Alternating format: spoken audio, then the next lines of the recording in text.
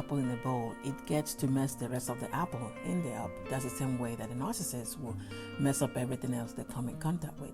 And of course, that will include the children. So this will have you definitely worried about the kids having this disorder as well. Hi guys, welcome to Coparenting with the Narcissist 101. I'm Kate. Thank you for joining me. Thank you for subscribing. And if you haven't subscribed, please do. Don't forget to hit the bell so you know when I upload more videos. The kids, the fear that the kids might end up having this disorder as you're co-parenting with these toxic individuals is a concern. It was a concern for me. It still is a concern for me, But the good thing we can say we have now is that we have knowledge. We know what the hell we're dealing with, and we know, with that knowledge, how the narcissists, at least, what's contributed to them being the way they are.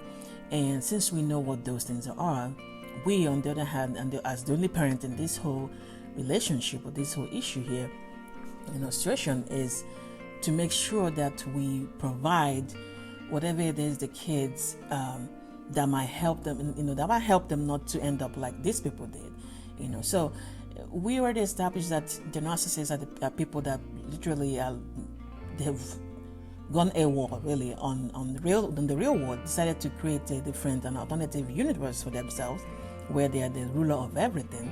And then of course they're not standing in there by themselves. They decide to drag you into this fake world where they are ruling and controlling everything, because that's the only way they feel that they matter. That's the only way they feel that they exist.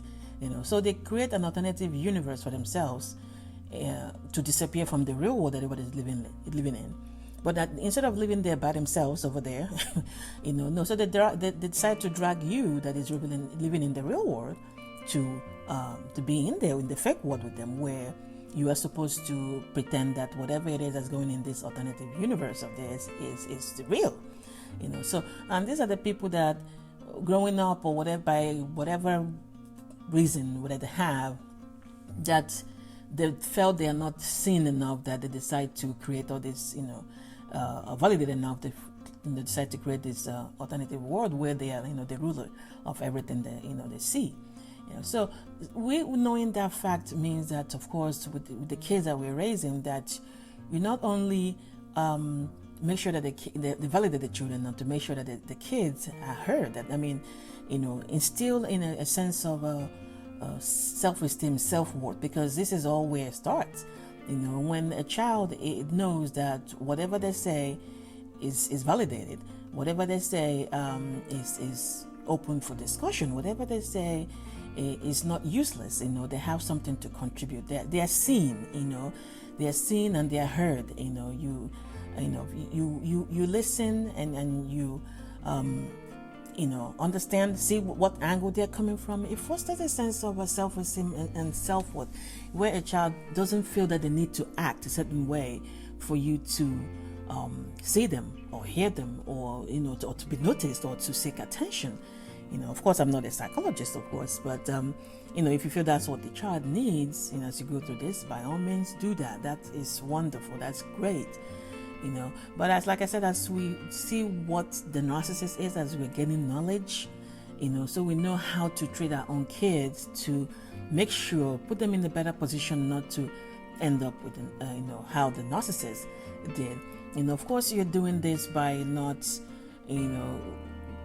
validating the child, but within reason, of course. You don't want to cross over to enabling, because that as well causes this issue where the kids feel like they're, no matter what they do, that you will hear them, you understand, and there's no consequences for any action. You're trying to, so you make sure that you don't overcompensate, overcorrect, where there's no consequences for every action, because you're trying to, you're confusing, trying to, what is the word? They're trying to validate the child, but you've crossed over where they feel like they're untouchable.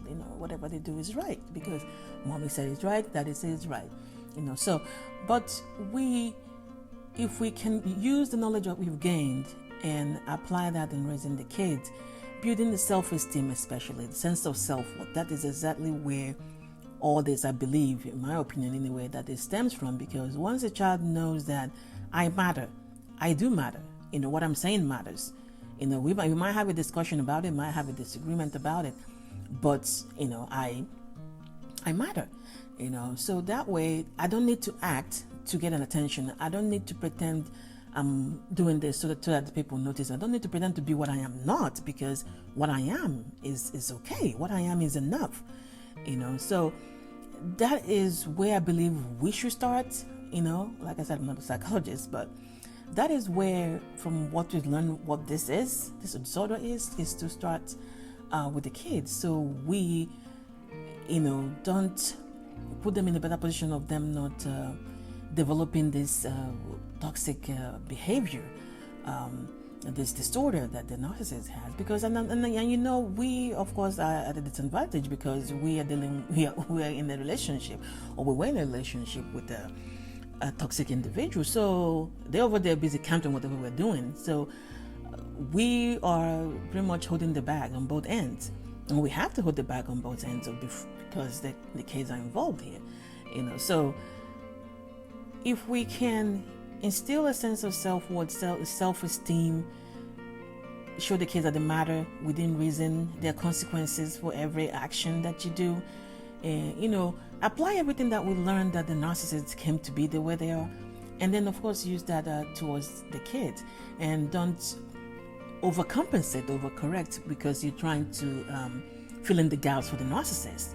When the narcissists start doing things because they don't care, so they don't care how the kids turn out, so they will do whatever they can do to give the kids, as long as it's something that you don't want, they will do it. So if you get into the position of where they do this for the kids, and then you try to overdo this, and then you do that, you're trying to do something else, and the kids are lost in the process. So you never really get into that game with them, because your mission is different from theirs. You have to remember that your mission is different from theirs. So obviously, you're the only parent. So let's, if we can use what we learned and, instill a sense of self-worth and self-esteem, and the kids, that they know that they matter. They don't need to act a certain way to be noticed. They don't need to act a certain way to get attention. Every action has consequences. They need to understand that. Then, our worrying about them turning out like a narcissist, that fear at least will decrease as the days go by. And as you've, instill those things in them, especially in the formative years. You instill those things in them. You know that they're gonna turn out okay.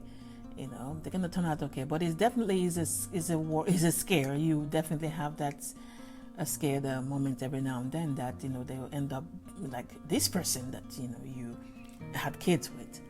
All right, guys. Well, you get your mind together, get your mind right, and everything else will fall into place. Take care.